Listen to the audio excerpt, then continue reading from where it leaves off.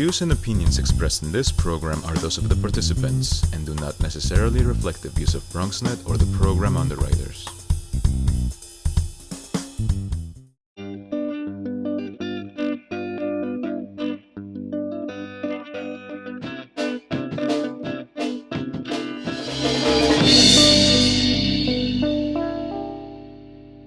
Welcome, good people of the Bronx and beyond. I'm Henry Ovalles. And I'm Christina Pagan, and we are your hosts for Life and Art. As we come to the end of our second season, bringing you engaging and personal conversations with artists with whom you may not be familiar, but who we hope have inspired you with their stories. We've spoken to 19 different artists this season, from dancers and actors to comic book writers and musicians, educators and painters to film and television producers and more. Often these artists are multi-hyphenate. They are more than just any one thing. We also added a new host this season, Christina. Hey. What were some of your favorite moments as host? Well, I think my favorite part about being host is a lot of these people are people I know, colleagues I've worked with before, but I get to know them with a deeper understanding of who they are as artists and even a little bit as people, because something about when people talk about their passion and their art, they just light up. Yeah. Is that something that you think happens to you? Yeah, it's interesting. I mean, a lot of these people, we know outside of the show as well, and even though, we may have had long conversations with them outside of the show, I find that we find out something that we didn't know about them. And it's interesting that they choose sort of this platform, and I think it speaks to what you're talking about, that it is specifically that they're talking about their passion that sort of brings out these new angles and these new perspectives. So yeah, it's fascinating. Is there one interview that really stuck out to you this season?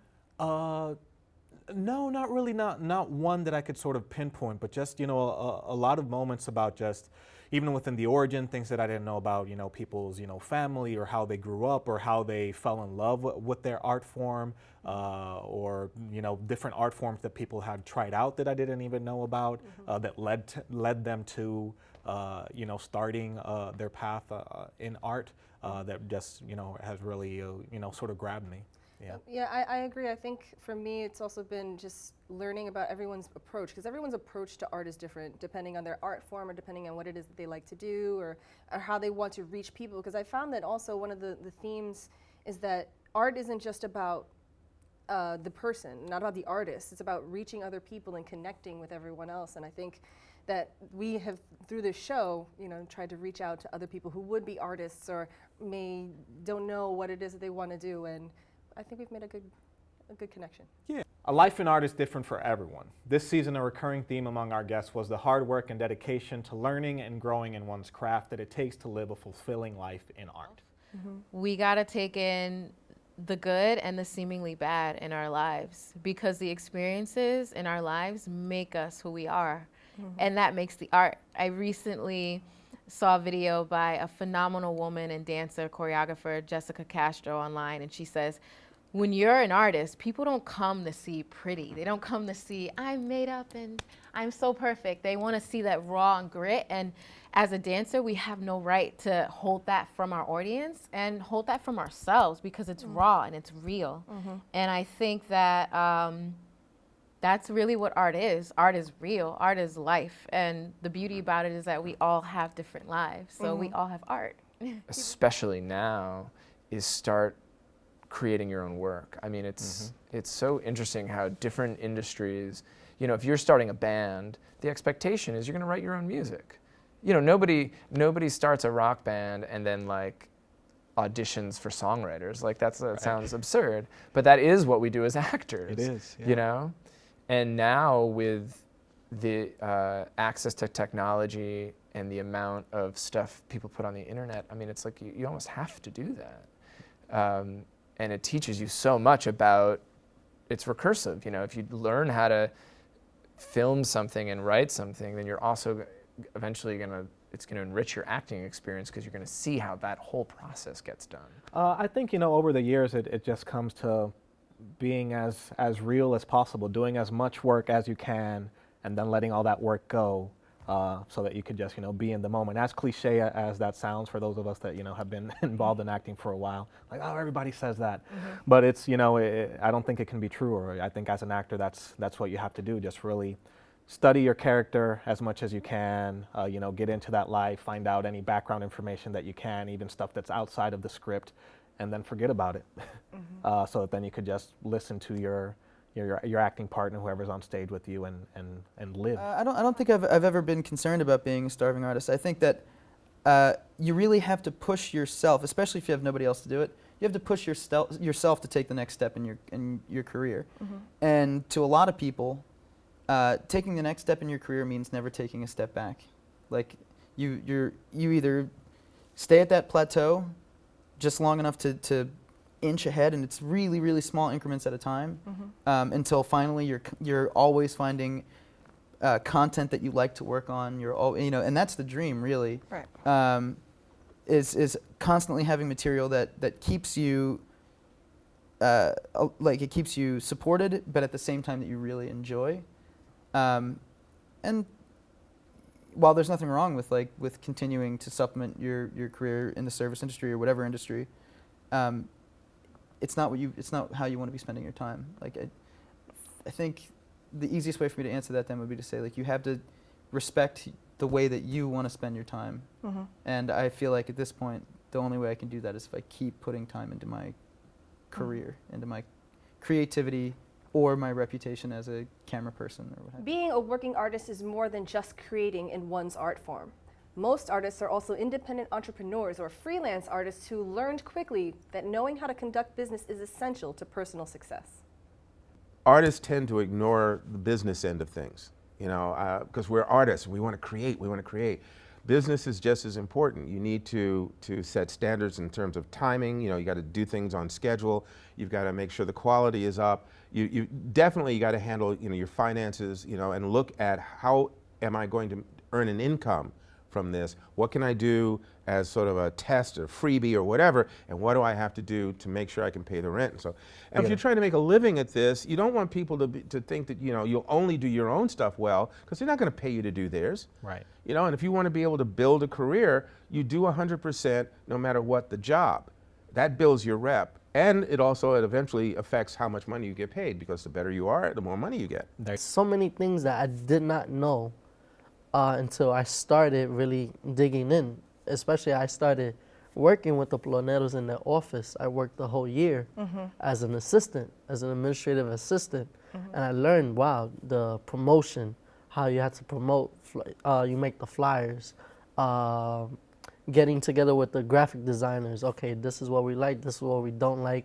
Okay, now let's put it out there. Contacting people, people denying your calls, people Avoiding you. Yes, exactly. So it's really interesting. I was like, wow, the amount of work that I give so much respect to everybody that makes this their living. I'm still working on it, but I'm promoting myself, because now I've been doing a lot of independent stuff. People actually call me to do certain parties, to do certain clubs, events. So I'm like, okay, now I had to put people under my wing to hire. So I'm like, okay, now I had to do invoices, I have to do contracts. So I'm like, okay, now this is a whole different ballgame. But also I learned as a freelance musician that, okay, I understand what the leaders have to go through just to have this process happen. It's funny because right now I am a producer. I produce a show on CUNY TV called Black America, and that's sort of brand new. So that is a very interesting hat, because there's a lot of work. I'm not a lazy guy, but there's a lot of work involved in producing. But that's the joy of it, is doing the work and seeing the result of it. And I think that in itself is an amazing reward, when you do good work and you can sort of show people, well, this is, and you do it from here, It's not just like, oh, well, the higher ups are telling me I got to do this. It's like, oh, let's try this, and you try it and it works. Or even let's try this and it doesn't work, but then it teaches you something else for another go around of it. So producing is very, very scary at times, but I love when it comes together. Stay tuned. We'll be right back with A Life in Art. Teachers today are finding new ways to instill old lessons, proving that greatness can be found in everyday places, and that you don't need to be famous to be unforgettable. Today, 1 out of every 4 American kids is Hispanic. Many of the future doctors who will care for us, the scientists and entrepreneurs of our country, can be your kids. And the Hispanic Scholarship Fund helps you prepare, plan, and pay for your kids' college education. I already knew that I was going to go to college, from a young age.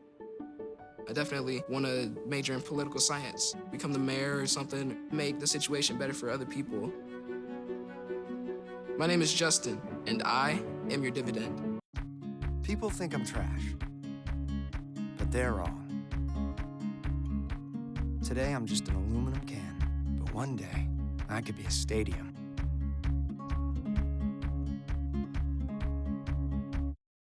Welcome back to A Life in Art. Boom. There's a question that often comes up when talking about creative works. Does art imitate life, or does life imitate art? In our imperfect world, especially in the entertainment industry, we notice that more often than not, whole communities are underrepresented or completely ignored. A few of our guests this season spoke about why it is important for them to make their art more like real life. Well, Full Circle Productions, one, for me, was important because it was a business that I owned as being a minority. Mm-hmm. And I think being a minority and you own your own business, you have complete control over your own culture and how it's, spoken about, how it's shared, and you're completely responsible for the good and the bad. And as an example to the youth of what's possible, because a lot of times they go and work with somebody else. But to work hard for your own and your own people is even a greater gift and a greater challenge. But when you overcome those challenges and things come full circle, you learn something at a new level and you place something on top of that, the circle begins again.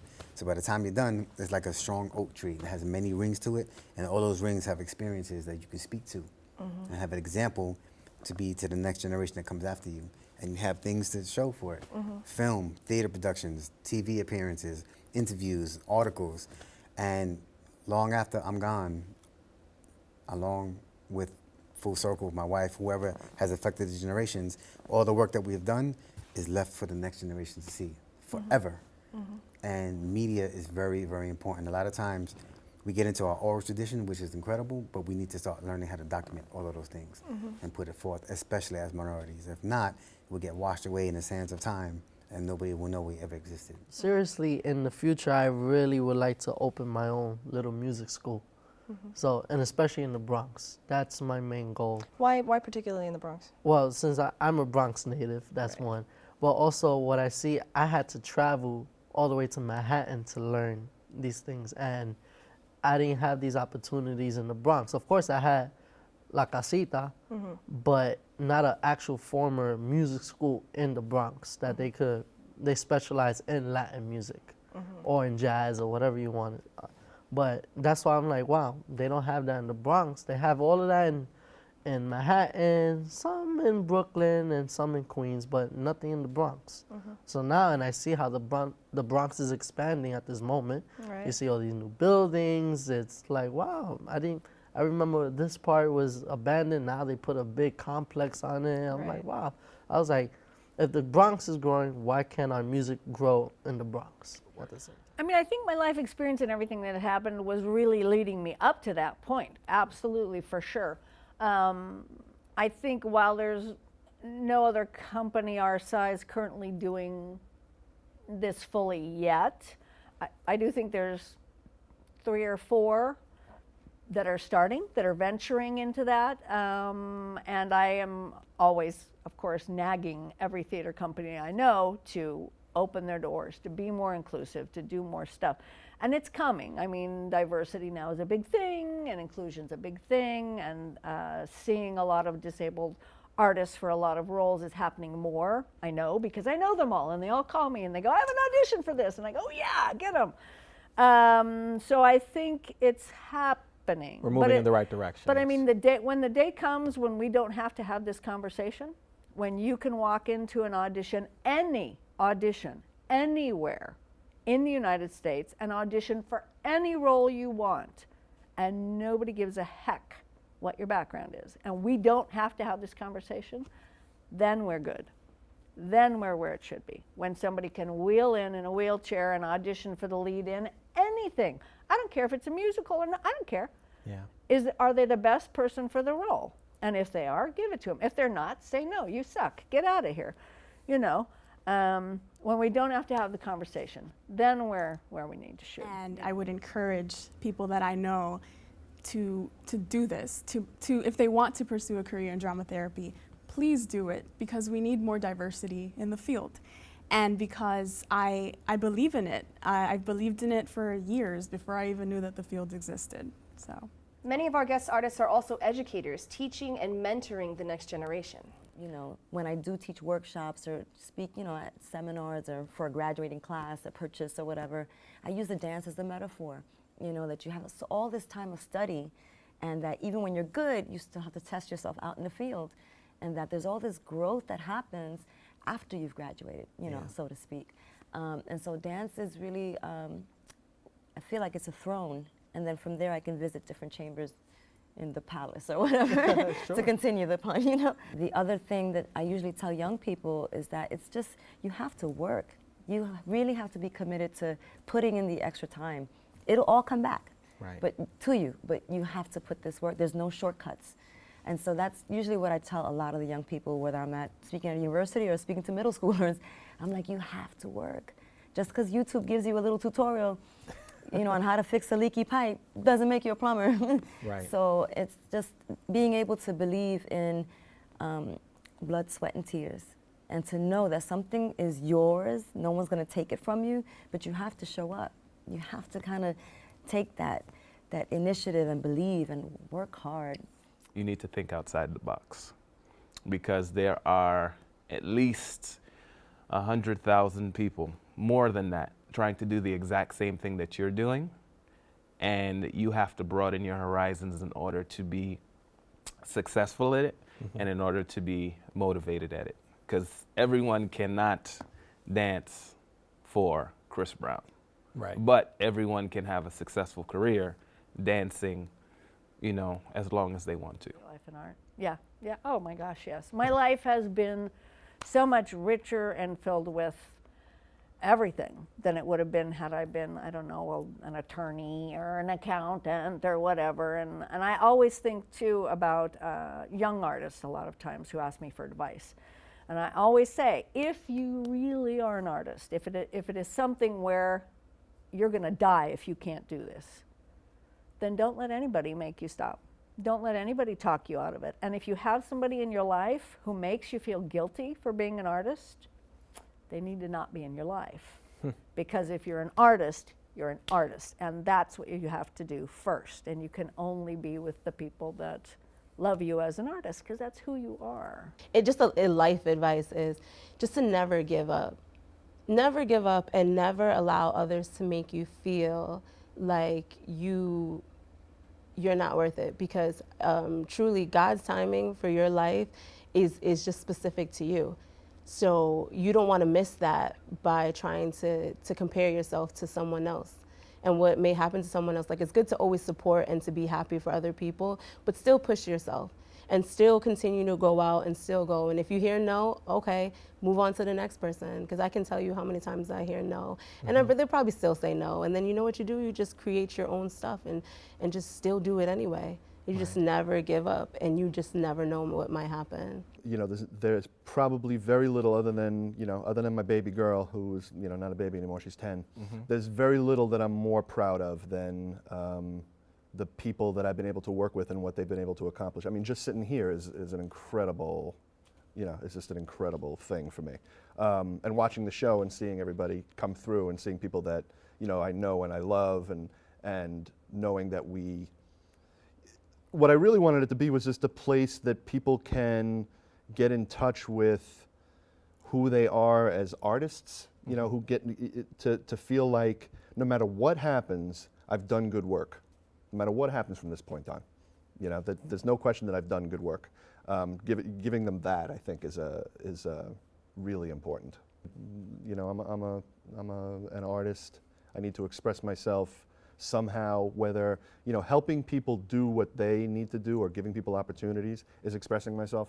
You know, it's always selfish. It always comes back this way. It just does. But what I would tell people who are coming up is just create work. That, you know, that's really what we did, is that we created, from the Belmont Playhouse all the way through here, is just we created work. You know, sit down with someone like you and say, want to do something? And do it. You know, perform it for 6 people, doesn't matter what, just do it. Directors, actors, everybody should be doing it like that. Okay. And we'll be right back with A Life in Art. I already knew that I was going to go to college, you know, from a young age.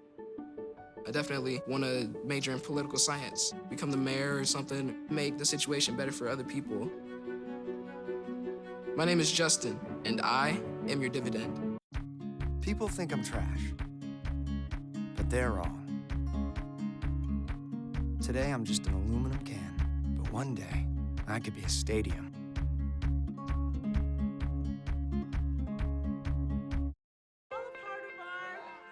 Teachers today are finding new ways to instill old lessons, proving that greatness can be found in everyday places and that you don't need to be famous to be unforgettable. Today, 1 out of every 4 American kids is Hispanic. Many of the future doctors who will care for us, the scientists and entrepreneurs of our country, can be your kids. And the Hispanic Scholarship Fund helps you prepare, plan, and pay for your kids' college education. And we're back on A Life in Art. Whether it's helping them learn to express themselves, helping them find passion, or just giving them an outlet, our guests strive to empower the next artist. They had plenty words of advice. It is probably to have a clear voice.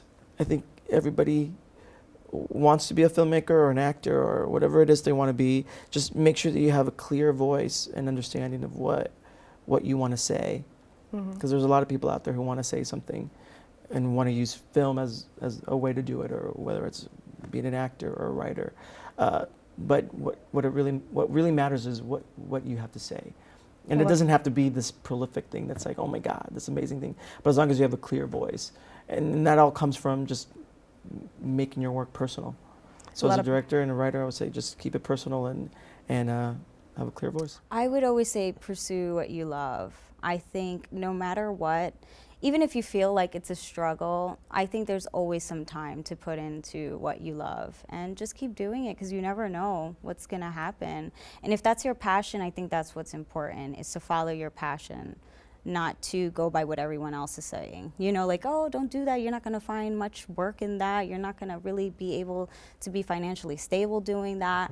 I say forget that. Listen to your intuition. Listen to your heart, as cliche as that sounds. It's true. Just follow your heart. There's so many people that try to deter people from being artists. You know what I mean? It's like, I don't think there's anything as divine, as godlike as being an artist, because you create something out of nothing, and the feeling you give somebody is something that's quite intangible, but it's something, like I said, that affects other people's mindsets and thought patterns, so that they decide to do something positive. Like, there's this ripple effect that happens in the artist community that is you know, that's insane. So I would tell anybody coming up behind me, just, again, I've said it like 3 times, just don't stop. If you know you are meant for it, you're meant for it. There might be somebody who's doing it better, or makes it look prettier, or makes it sound less pitchy than you, or plays that instrument a lot better than you. But damn it, there's a place for you here. Because, I mean, there's countless people who I wouldn't say are the best singers in the world, but you feel them, you know? You feel them so much in your soul, and it's like, once you get that moment in that thing, in that space, sky's the limit, You need man. to be an artist. Don't chase the whole celebrity and fame. Just be an artist, you know, because you're telling the story of people. You know, it's a gift from God. I feel like winning awards just like opens a whole new door for you, but it doesn't define what your legacy is gonna be. There's a lot of actors, you know, in this world that have not won a single award, but their career and their craft is just amazing. I mean, if you're about the craft and the work and just finding ways to be a great artist, you know, a great human being, a great storyteller, the money will come naturally. You know, the fame, I don't think people should chase that. The awards, people shouldn't chase that, because, you know, you can't, it's hard to tell someone, hey, you know, I should get an award. You know, you should let that come naturally. What I would say to the next generation is that what's needed is a new infrastructure for arts, because as it stands right now, and I think this is what this whole TV show is about, you know, we feel like we have to either, you know, have art as a hobby or just don't have art at all, you know, or be a struggling, starving artist. In order for the next generation to not have to come up to this choice, they have to do things differently than we did and our predecessors did, which means that we have to start building up a new system for arts where we're actually supported, not just relative to our art, but to our life, right? Because a lot of artists can't do their art because they're just trying to live life, like trying to get groceries, you know, trying to, you know, have a place to live in, you know, all these things that we struggle with. And then by the end of the day, we have no time to actually do our art. So we need a new infrastructure. We need new systems that are going to support us. We need a lot of new innovative ways of thinking about things and not just repeating what has already been done, but learn from the mistakes, you know, of our history and say, okay, it was already done that way. It's not working clearly because there's so many people that are starving artists. So let's do something different, you know, and that takes expanding our knowledge and really educating ourselves to be able to do that. In the end, I think that about sums up our second season. Henry, what are you looking forward to in season 3? Well, a few things actually. I'm looking forward to that master list that we have of folks that are coming up. That's right. That either haven't been able to make it on the show yet because of scheduling conflicts. It always takes like a back and forth to actually get our guests here, just because of timing, or you know, they're either out of the country or just the schedule doesn't line up with the day that we have the studio. Different artists that we haven't, and different art forms that we haven't explored. We're still trying to get like a fashion designer on here, different art forms and things like that that we have on the list but haven't quite gotten here. And exploring, we've talked about on season 3, exploring, you know, long form interviews a little bit more, perhaps, you know, cutting out maybe a commercial break or shortening them so that we don't have to say as much, we've run out of time or we've missed this. So that's sort of what I'm looking forward to. You know, I don't think there's any amount of time that we could have that we would really feel is enough to get into talking about art and passion and learning about these artists and what they have to contribute to the world. And because there's always more. Because once you tap into something, it becomes like Pringles. Once you pop, you can't stop. You just need to have more. And what you were saying before about, I want to. We have this master list, and it's crazy. But we also have people that have been writing into us on Facebook and want to be part of the show. And I look forward to reaching out to them and having community artists like you come onto our show, and it'd be great. Absolutely, absolutely. Again, we want to thank you all for joining us today. If you missed any of our episodes or are just tuning in for the first time, you can catch all our episodes on our YouTube channel, A Life in Art. We want to encourage you to connect with us on social media. Visit us on Facebook at A Life in Art and Instagram and Twitter at A Life in Art TV. We hope you join us in the fall for our 3rd season as we bring you more stories from emerging artists when we return with A Life in Art.